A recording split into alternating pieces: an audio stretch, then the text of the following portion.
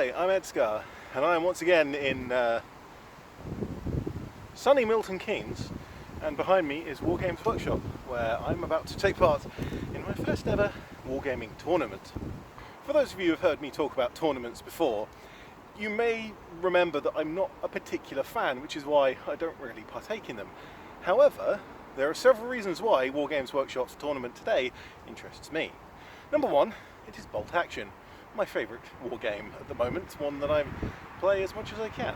And number two, some of the rules are very interesting. Of particular note, the rules specify that unpainted models are perfectly acceptable, which is fighting against one of the biggest gatekeeping problems in the wargaming community, the whole you have to paint your soldier dolls before you can play with us kind of thing. And that's to bring in the new players. And this whole tournament is a new player friendly event. As we'll probably find out, I hope. Well, we'll see about that later on. But as this is a tournament, and as it's very, very windy at the moment, I should probably hand over to myself with a nice microphone indoors, and I'll talk about the army that I have brought with me. And here is my force unpacked and ready to go. 800 points of Kazakh Soviet Union. Technically I'm using the Berlin Army selector, but I didn't actually use any of the features, so it can be considered a generic platoon. Obviously an officer up first, and a free rifle squad. The two infantry squads, I chose a light machine gun squad regular, and from a few weeks ago, my engineers. But as I just really wanted the submachine guns and armour, I took these as tank riders. A squad of 6 veteran, and tank riders of course need a tank to ride, so they get a T-70 light tank as it's a fairly small squad. I threw in my favourite armoured car, a BA-64, and to round things off, a ZiS-3 divisional gun, sniper team, and some tank hunters. And this is actually a squad of 2 with a spare model, because the Panzerfaust is a one-shot weapon. And just to use up the last points, a submachine gun squad, and I had enough points for 6. The tournament was set up as 3 games, with total wins and total victory points deciding the places at the end. My first game was against a fairly new player, who's only played a few games of bolt action, which strangely is not that much fewer than myself. However, I do have the unfair advantage of having played other war games for several decades. My opponent was Afrika Korps German, and we played on a desert table, my snowy models feeling a little out of place. I guess somehow they managed to find themselves a portal from Stalingrad to Tobruk. The mission was meeting engagement, which essentially means all of the models start off of the table and have to come on in the first turn. Funnily enough, we both had a towable artillery piece and forgot to take a tow, which for this game means they get to move on to the board, but wherever we place them, that's it, they can't move after that. In the first turn, my free rifle squad immediately took a single casualty, rolled a 1 for their green test, and they went down, took all of the pins, and stuck there for basically the whole game. My opponent's Panzer III came on the right hand side, that's from my perspective right hand side, hiding from my ZiS-3, but still with just enough sightlines to be dangerous across most of the board. And really they did a good sensible job of forming a defensive line here with the tank behind the building, and all the infantry taking lots of cover with great firing lines. Unfortunately, my army isn't interested in a long range firefight. I'm far more of the grab them by the belt buckle type. Particularly of note is my submachine gun squad, which ran out to charge one of their infantry squads, and the reaction fire from the light machine gun just took them all out in one go. It's not a perfect strategy, I will admit. My T-70 and tank riders kept on taking just enough fire to knock off the riders, but they did eventually manage to make it across the board. Usually a poor play to have a single unit surrounded by enemies, but, well, in this case, we got them just where we want them. The tank hunters were far too far from the Panzer III, so I had a sneaky charge with the opponent's officer, after which nobody was left standing, they all died. Hilarious. And without the tank hunters, it was down to my ZiS-3 with an ambush order die to take out the Panzer III when it did eventually decide to brave the open ground to find new targets.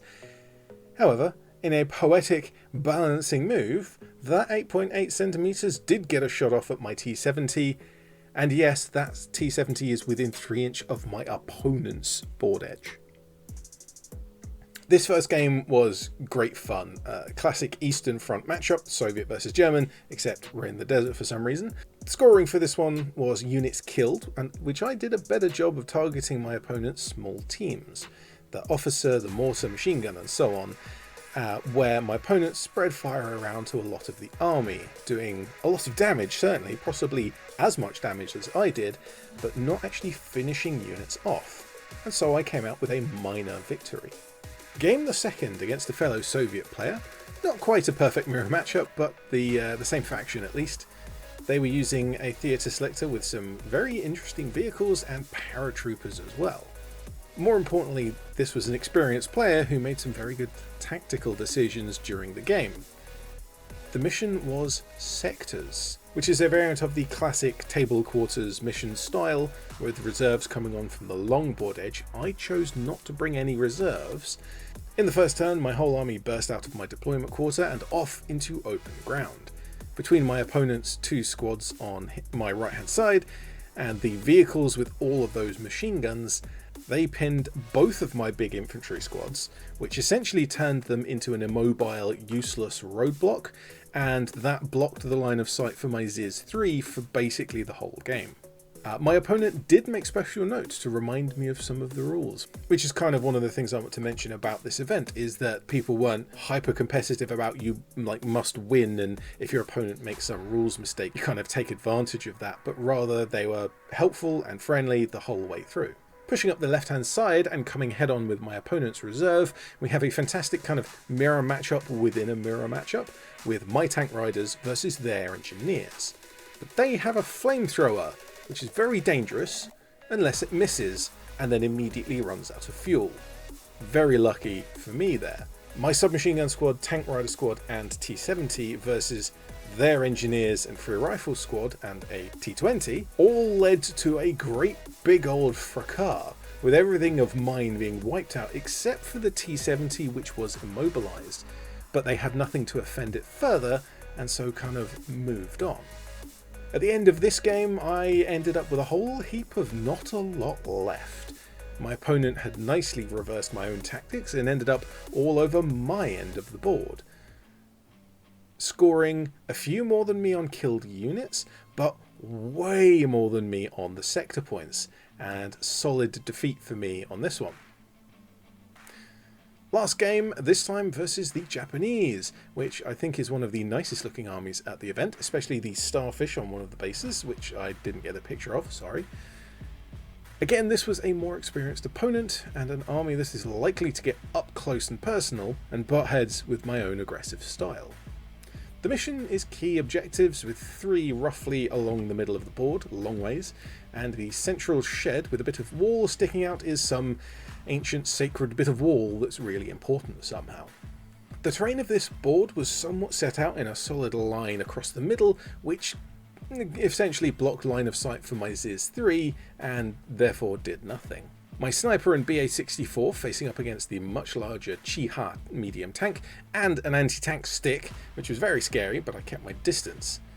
The middle of the board with crossfire everywhere, my tank hunters, again starting on the wrong side of the table, decided to run all the way across the long length of the board in front of all of my enemy's guns, and somehow survived long enough to loose a Panzerfaust at the Chi-Ha.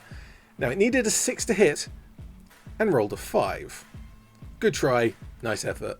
Originally deploying on a rooftop, my opponent moved their sniper down to avoid the otherwise inevitable and inevitably boring sniper duel, which worked well as they did a little damage. But it really was the middle of the board that decided this game. My submachine gun squad, rifle squad got wiped out, leaving my officer all on his own to take fire from 3 opposing squads, and a tank, which busied itself missing my snipers instead. I ended up this game again basically having nothing left, just my light machine gun squad on one of the side objectives, but a sound defeat on both killed units and objectives. All told, for the tournament I came 7th out of 8, but in terms of fun I came joint first with everyone else there, because it was brilliant. I was laughing through every game with various units doing silly things, rolling terribly, or just being in exactly the right place sometimes. And I cheered my opponent's victories, especially the 88 taking out my T70 after my Ziz took out their Panzer III. Just a perfect poetic trade. My opponents were all good-natured and kind, and they seemed to enjoy the games. I hope they say the same of me. I do like how the experienced players were always ready to subtly point out certain things, reminding you of rules to help you out. As some wargamers, especially in tournaments, have a strong inspiration from Sun Tzu's "never interrupt your enemy when he is making a mistake." But not this lot. This lot seems like a good lot. At the end, there were some prizes, and not just for first, second and third, but rather first place got a prize and everyone else was randomly selected. And this is so that you don't just have the best players winning everything every time. It's a good system. And I think I won 2 lots, which may not have been intentional, but I didn't realise until I thought about it later on. But I think I got 2, winning some US weapons teams to go with my US force, and some shop credit which I used on a Bren gun carrier. Sorry, universal carrier, with a Bren. 2 in fact. It carries them. Even without the prizes, I was having a great time. Even when losing, I never felt like it was a curb stomp. There was no power play or cheese going on. I always had some options right until the last turn where I realised that, yeah, it was all over. But I guess that's just how I play. The very out on a limb, the grab them by the belt buckle, it kind of works or it doesn't sort of thing. But thank you very much to Wargames Workshop and the Outriders MK for organising the game and the prizes, and thank you to all of the other competitors who played against me and those who didn't, because it was a good day and a lot of fun all round. And for any of you watching at home, I hope you can find a friendly gaming event that's less of a power tournament and more just a few people getting together to have fun with some games. But for now, I'm ED-SKaR, always will be, and thank you very much for watching.